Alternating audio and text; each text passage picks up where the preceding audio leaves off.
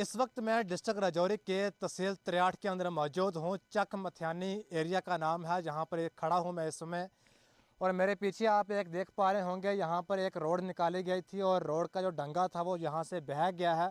डंगा बहने का कारण ये है कि अगर यहाँ पर ड्रेन होती, यहाँ पर नाली होती, तो ये डंगा ना बहता। और इस डंगे के बहने की वजह से नीचे 2 से 3 घरों को काफ़ी नुकसान पहुँचा है। मेरे साथ मकामी लोग भी हैं, इनसे भी बात करने की कोशिश करेंगे आखिरकार इनका क्या कहना है। जनाब, क्या नाम है आपका?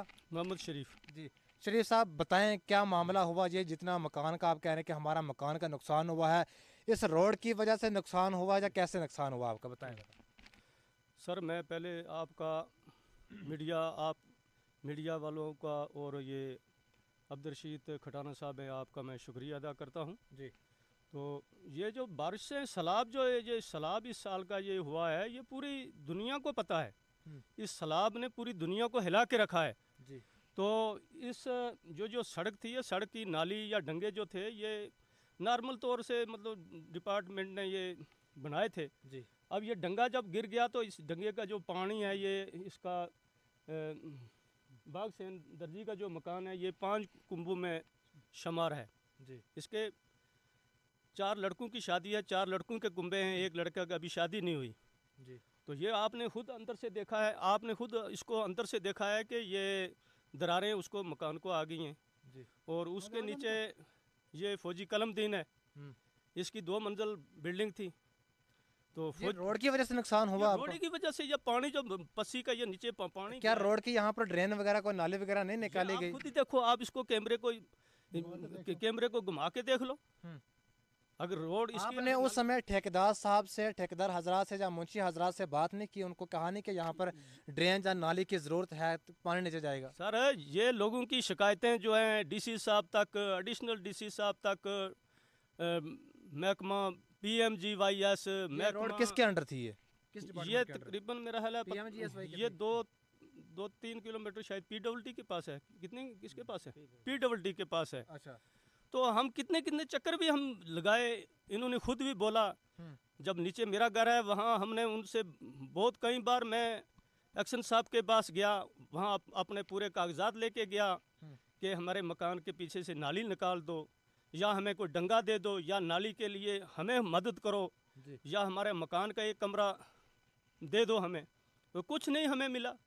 यह आपको भी पता है, आप मीडिया वाले हैं, आपको भी लोगों की शिकायतों का पता है कि लोगों की जो शिकायतें हैं उनको सुना नहीं जाता, उनका उजाला नहीं होता। अब पीछे तो अब मेरी 60 साल की एज है, इतना सैलाब और इतने बारिशें तो वो 2014 में भी नहीं हुआ और 1992 में भी नहीं हुआ जितना ये इस साल के सैलाब है। ये पूरी दुनिया के मैं तो समझता हूँ कि हमारा जो ये त्रियाठ से पीछे इलाका है, ये मथियानी, खोट बनी, ओदन का ये एरिया है, मैं तो सोचता हूँ कि यहाँ ही है ज़्यादा। जी। तो क्या गुजारिश करना चाहेंगे आखिर में आप? हम ये गुजारिश करने चाहेंगे, ये गरीब आदमी हैं, ये दर्जी बाग सेन है, इसकी माई जो है बेवा है, इनको 3-4 यहाँ डंगे गवर्नमेंट की तरफ से मिलने चाहिए। और जो मकान इसका दर्जी का ये क्रैक हो गया है, इसको मकान का कुछ मुआवजा मिलना चाहिए। PMY जो मकान मिले थे उससे थोड़ी मदद हुई थी, तो इसने ये 3-4 कमरे खड़े किए थे। अच्छा जनाब, क्या नाम है आपका? मेरा नाम सर बाग सेन जी। आपका मकान नीचे जो रोड के साथ में? मैं आपका शुक्रिया करता हूँ, लेकिन आप हमारी इस मुश्किल घड़ी के बीच आप यहाँ हमारे पास पहुँचे, तो मेरा ये मकान है, ये मेरी ज़मीन है, ये सब इस रोड की वजह से ये तबाह हो चुकी है, ख़त्म हो चुकी है। अब मकान में आपने ये रोड निकल रही थी तो आपने डिपार्टमेंट से बात नहीं की कि यहाँ पर ड्रेन वगैरह कोई नाली वगैरह? बार ये डंगा लगाए, तीसरी बार लगाए, 3 ठेकेदार बदले इसमें। हमने उनसे हाथ जोड़कर रिक्वेस्ट की। कौन ठेकेदार साहब का नाम जानते हैं? उनका एक कालाकोट का था, पता नहीं शोका ठेकेदार कौन। लेकिन उनसे हमने बहुत रिक्वेस्ट की कि आप ठीक से ये डंगा। ये रोड कहाँ से कहाँ जाती है, जरा नाम बताएं? ये सर मथियानी से ओदन तक जाती है। मथियानी से ओदन वाली रोड है ये कोट चरवाल जाती है। अच्छा। लेकिन यहाँ ठेकेदार आते हैं, वो अपना पैसा वसूल करते हैं, लेकिन किसी का नुकसान हो या ना हो, ये मौका का फ़ायदा उठाकर ये भाग जाते हैं, तो बाकी हम गरीब लोग मारे जाते हैं। कितना नुकसान हुआ आपके मकान का? मेरा मकान आप खुद आपने देखा है अंदर कितने, मेरा मकान अंदर से पूरा मतलब डैमेज हो चुका है, और पीछे से ये मतलब ये जो ज़मीन है, ये मतलब ये मकान के ऊपर जा रहा है, और नीचे फौजी का मकान है, वो भी दूसरे भाई का, मेरा दूसरा छोटा कितने भाई है, मकानों को उसका- यहाँ से इस दंगे की वजह से, रोड की यहाँ वजह पे से नुकसान हुआ? 4 मकान है। 3 से 4 मकान। हाँ जी। तो चार क्या मकान। गुजारिश करना चाहेंगे आखिर सर में आप? हम यही गुजारिश करते हैं मतलब महकमा वालों से कि ये सरकार किसके से। अंडर थी रोड? अब ये वाली रोड पीडब्ल्यूडी के हाँ, अंडर है कि PWD पीएमजीएसवाई नहीं की? नहीं PWD के। पीडब्ल्यूडी जी डिपार्टमेंट के सर, पास है। हाँ जी। तो क्या गुजारिश करना चाहेंगे आप? सर हम यही गुजारिश करते हैं कि हम गरीब आदमी हैं, मजदूरी करके ब्याजू रुपये उठाकर हम यहाँ अपने मतलब टाइम पास करते हैं, मकान बनाते हैं, लेकिन वो भी आज नहीं है हमारे पास, तो हम क्या करें। हम सरकार से ये गुजारिश करते हैं कि हमारी कोई मदद की जाए। नाज़रीन किराम, ये थे चक चक मतियानी के लोग जो इस समय काफ़ी परेशान हैं। रोड की वजह से काफ़ी जो है इनका नुकसान हुआ है। अगर यहाँ पर रोड पर नाली होती, यहाँ पर अगर ड्रेन निकाली होती, तो ये लोगों का जो नुकसान हुआ है वो ना होता। ये डंगा आप देख सकते हैं और इससे नीचे 4 से 5 मकानों को काफ़ी ज़्यादा नुकसान हुआ है। नीचे एक एक्समैन थे, उन्होंने अच्छा खासा अपना मकान बनाया, लेकिन वो भी इसी रोड की वजह से और रोड के पानी की वजह से तबाह और बर्बाद हो चुका है।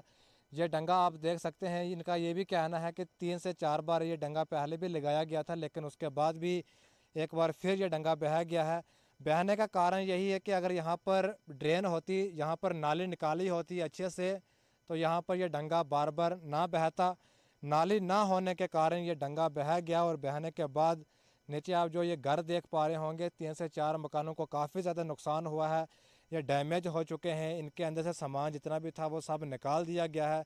किसी भी टाइम ये मकान जो हैं वो गिर सकते हैं।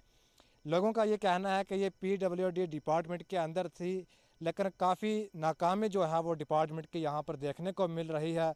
ठेकेदार हजरात यहाँ पर आते हैं, अपना काम करते हैं, सिर्फ अपने फ़ायदे के लिए काम करते हैं। गरीब लोगों की तरफ तवज्जो नहीं दी जाती कि आखिर इनको भी कोई नुकसान होगा, लेकिन अपना काम करने के बाद वो यहाँ से रफू चक्कर हो जाते हैं।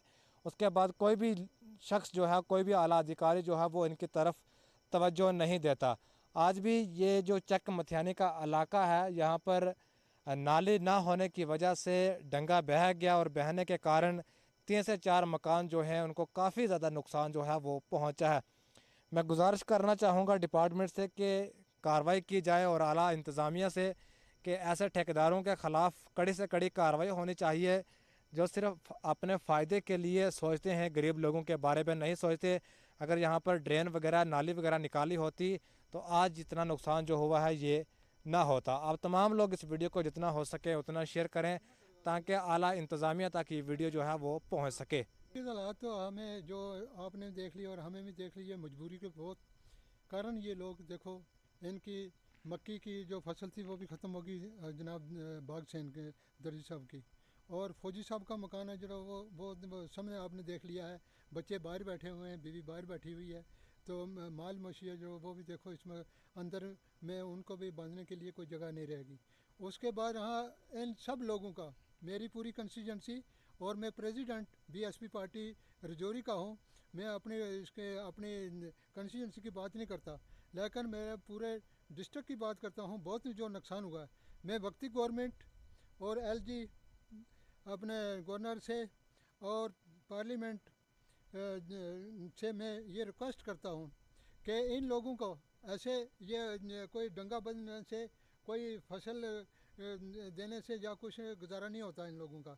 इनका जो इससे पीछे जो है फसल का भी, और 3-4 महीने हर मज़दूर को हो गए। ये मज़दूर लोग हैं, हमारे पहाड़ में मज़दूर लोग हैं सभी। इनके 4-4 महीने हो चुके हैं जिनका काम काज नहीं चला है। इनका जो बैंक लोन है वो माफ़ किया जाए, और इनका बिजली बिल है जो वो 1-1 साल का माफ़ किया जाए। सबसे मेरी ये रिक्वेस्ट है अपने वक्ती गवर्नमेंट से और गवर्नर से और पार्लियामेंट से कि ये जो हमारी दो चीज़ें, जब ये मुश्किलात में ये कहाँ से किस्तें लाएंगे, बैंक की किस्तें कहाँ से लाएंगे। इन लोगों ने बैंक वगैरह लिए हुए हैं, इससे फसल के लिहाज से थोड़ा थोड़ा लेते हैं, इतना बड़ा नहीं है। लेकिन 5 लाख तक मैं रिक्वेस्ट करता हूँ, 5 लाख तक जो लोन है लोगों का ये माफ़ किया जाए। और उसके बाद ये किया जाए कि जो 1 साल के लिए इनका बिजली बिल है जो ये बहुत ज़्यादा आ रहा है हमारे पहाड़ में, ये देने के काबिल नहीं है। इन लोगों पर बहुत ज़्यादा बोझ पड़ गया।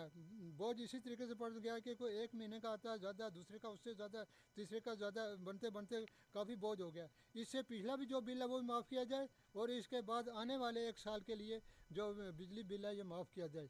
ये